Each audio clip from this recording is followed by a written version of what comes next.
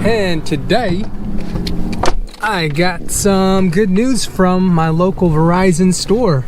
We have these iPhone 7s. This is my wife's iPhone 7, and it is finally time to upgrade our phones. This is my iPhone 7. It's the 128 gigabyte phone.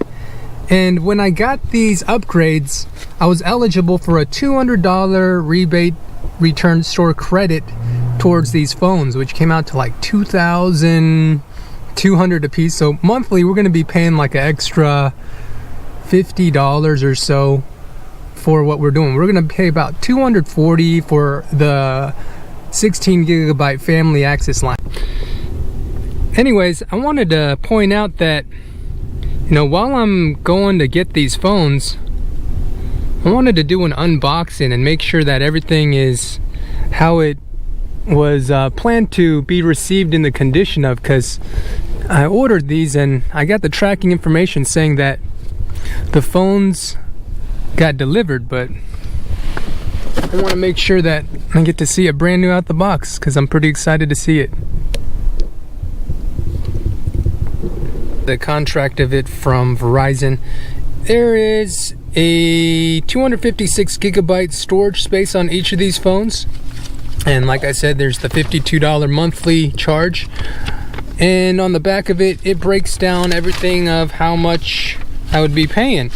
So the 16 gigabyte data storage, it's $90. The line frees are $40. And so the first time I pick this up, I'm going to pay $235 plus the taxes.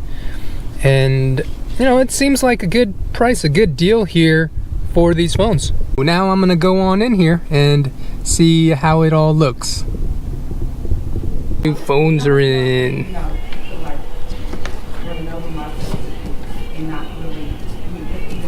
All right. Can I unbox it now? Okay. I gotta put you on my Snapchat too. All right. Yep. Did I? Oh, I put enter. Did I not? Oh. Let's see here. Brand new iPhones.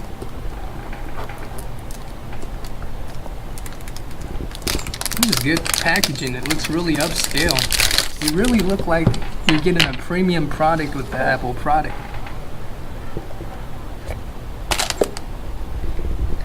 Got an instruction manual, and there it is. Wow. Brand new out of the box. That looks beautiful. It's like an all glass product there. Comes with some earbuds and a charging case. I like the metallic frame on it. Feels good in the hand. And this one.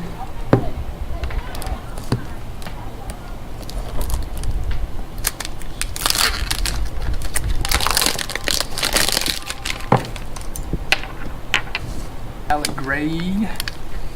That looks nice too. Cool. Feels like a good premium product. Alright. Hey. Hey. That's good. Phones! Yay! Open yours up. 어머 케이스. Oh, that's our old case. 케이스. Bye bye old case. Bye bye old screen. No more iPhone 7. Bye bye old i7. Yay! Yes! This is mine. Okay? That one's yours. See, wife. Yay! Just brought it as soon as I could. Open it. Oh My God! 야, 내 거다! 와! 졸라 크네.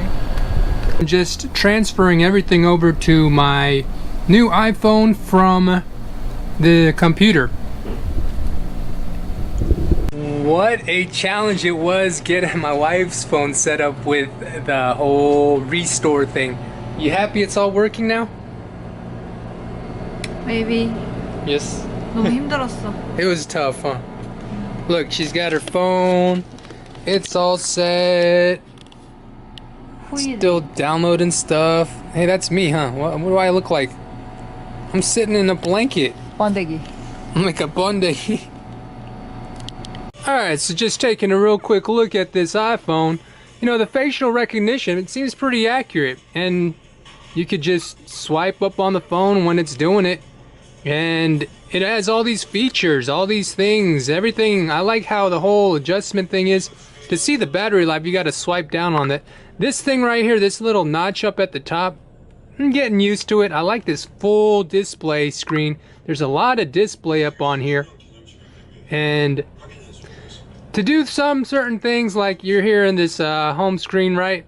If you wanted to screenshot this, since you don't have the home button on here on the bottom anymore, what you'd have to do is hold this button down and the volume up button, and you see how it'll do a screenshot like that.